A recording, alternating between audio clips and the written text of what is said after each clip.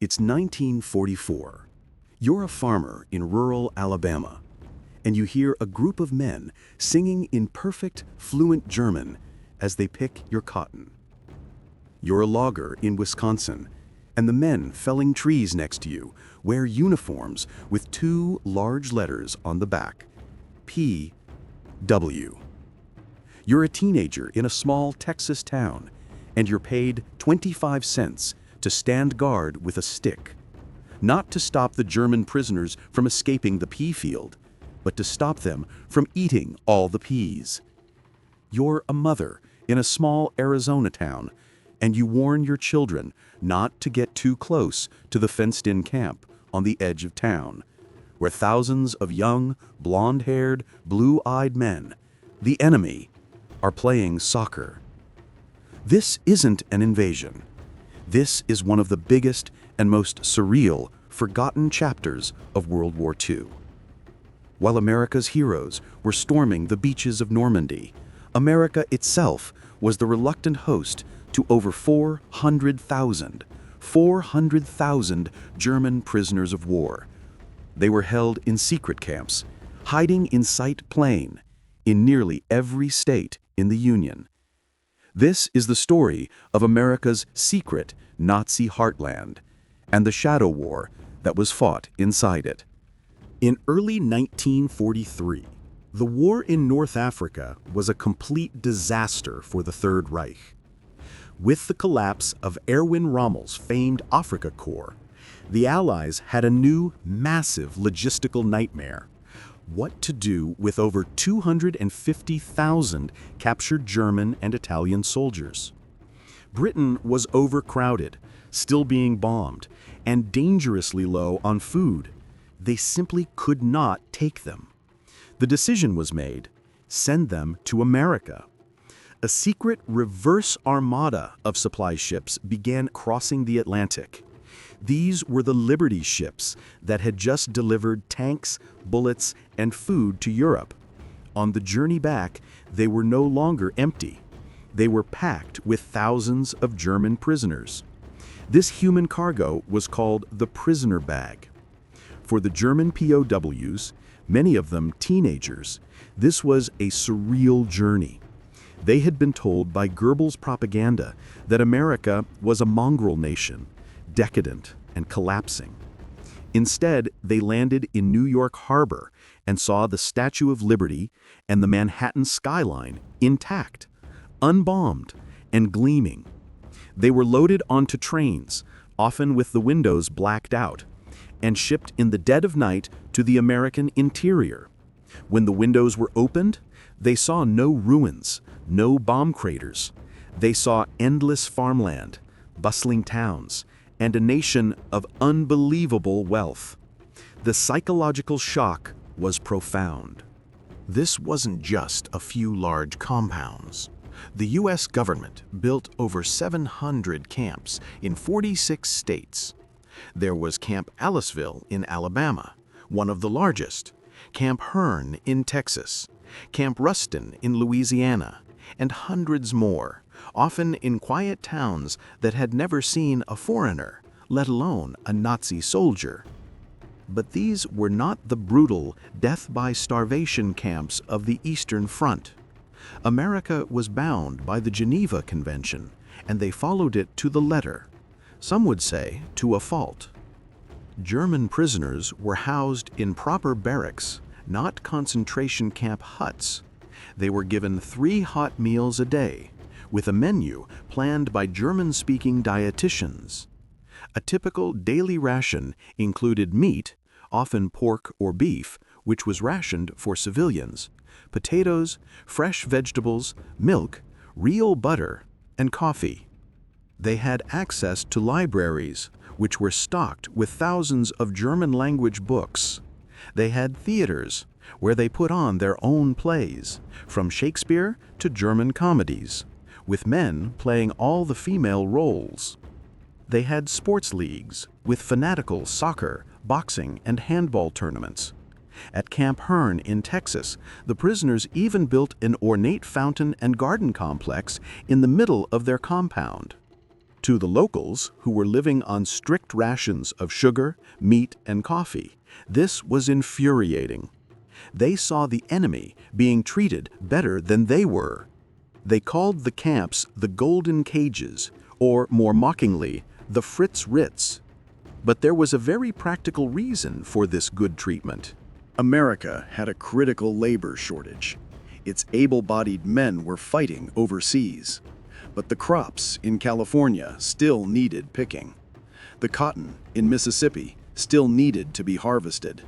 The forests in Wisconsin still needed to be logged. So, the U.S. government hired the German POWs. Under the Geneva Convention, enlisted prisoners, officers were exempt, could be made to work non-war-related jobs.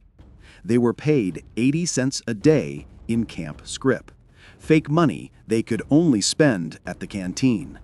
And they bought everything: cigarettes, Coca-Cola, ice cream, chocolate, and even 3.2% alcohol beer. They saved entire crops across the Midwest and South. In many ways, they kept the American heartland running during the war. Many POWs formed strange, temporary friendships with the local farmers. They'd share lunches, try to talk in broken English and German. Some farmers found the prisoners to be polite, educated, and hard-working. But the U.S. government was terrified of this fraternization. They put up posters warning locals, "Do not fraternize. A friendly German is still a German." They feared the POWs would try to escape, or worse, conduct espionage. But inside the Golden Cages, a dark internal secret was festering. The U.S. Army had made a critical and often fatal mistake. In their haste, they failed to separate the regular German conscripts, the farmers, the musicians, the bakers, from the fanatical, die-hard Nazis of the Gestapo, the SS, and the Kriegsmarine.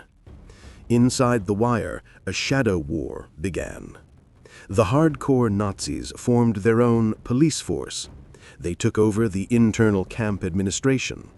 They enforced brutal party loyalty. They would sneak through the barracks at night, listening at keyholes. They held secret kangaroo courts to try any prisoner they suspected of being a traitor.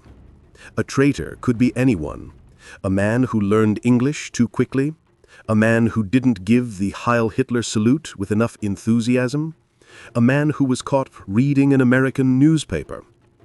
The punishments were systematic. First, the man would be shunned. No one would speak to him. Then his property would be destroyed. Then came the beatings. Finally, if the court deemed it, execution. At Camp Papago Park in Arizona, a U-boat crewman named Werner Drexler was identified as a known anti-Nazi who had provided intelligence to the Americans before his capture. The camp's Nazi leaders, all hardened U-boat veterans, held a secret trial, found him guilty, and on the night of March 12, 1944, ambushed him in a shower stall. He was beaten to death. The American guards were either unaware or looked the other way. This was not an isolated incident. Dozens of anti-Nazi prisoners were beaten or murdered by their own comrades on American soil. The American camp commanders were often powerless, unable to penetrate the wall of silence or control the internal politics of their own prisons. And, of course, they tried to escape. Most escape attempts were half-hearted. A few prisoners from Camp Hearn in Texas built a small boat and planned to sail it down the Brazos River to the Gulf of Mexico, only to be caught by a local fisherman just a few miles downstream. Another, more clever prisoner faked his own identity papers, walked out of his camp in New Mexico, and managed to get a job as a truck driver, traveling across the Southwest for weeks before he was finally caught. But the most famous and most arrogant escape in American history happened at Camp Papago Park, the same camp where Drexler was murdered. This camp held the most defiant prisoners, the U-boat cruise. Led by Kapitänl Lieutenant Jürgen Wattenberg, the U-boat captain of the U-162, they spent 3 months digging a 178-foot tunnel right under the noses of their American guards. They hid the tunnel entrance under a coal box. They hid the excavated dirt in their pockets, dumping it in the camp's vegetable gardens. They had even crafted fake American uniforms and civilian clothes. On the night of December 23, 1944, just before Christmas, 25 of them, including Wattenberg, slipped out. Their grand plan, based on romantic, outdated maps, was to build rafts and float down the nearby Gila River to Mexico. There was just one tiny problem. The Gila River was, and almost always is, completely dry. The escapees scattered. The American public was terrified, believing a Nazi breakout was underway. But the escapees had nowhere to go. They were in the middle of the Arizona desert. Some were found within days, dehydrated and sunburnt. One group, bored and hungry, simply knocked on a local farmhouse door and surrendered.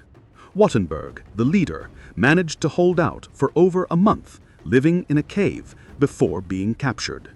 It was the largest and most ambitious POW escape on U.S. soil, and it ended in a comical, sun-baked failure.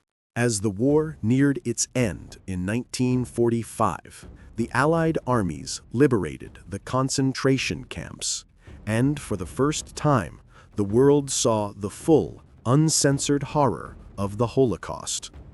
America's mission for its 400,000 prisoners changed. It wasn't just about holding them, it was about changing them. A top-secret Denazification program was created. The army began quietly identifying the anti-Nazi prisoners, the traitors who had been living in fear, and moving them to special camps, like Fort Getty, Rhode Island. There they were given a new, secret education. They were taught about democratic principles, about constitutions, about human rights. They were taught by German-speaking professors and anti-Nazi refugees. And then they were shown the films, the uncensored footage from Dachau, Buchenwald, and Auschwitz. For most of these German soldiers, who had been fed a diet of state propaganda for a decade, this was the first time they truly saw the regime they had been fighting for. The psychological impact was devastating. Many broke down, weeping or vomiting. Others sat in stunned, horrified silence for days.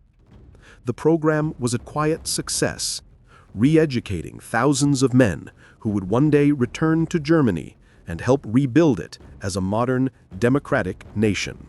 When the war ended, the prisoners were sent home, and America simply forgot. The 700 camps were torn down. The barracks were sold for scrap.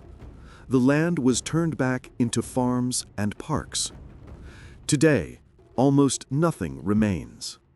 All that's left is a forgotten cemetery in rural Texas, a small stone marker at the site of the Papago Park tunnel, or an old factory building that locals think used to be part of a POW camp. This massive, surreal chapter of history of 400,000 enemy soldiers living, working, and even fighting among Americans was erased by time. Some of the POWs, however, never forgot. After being repatriated, they found they missed the country they had been imprisoned in. Thousands applied for visas and legally returned to America, becoming citizens.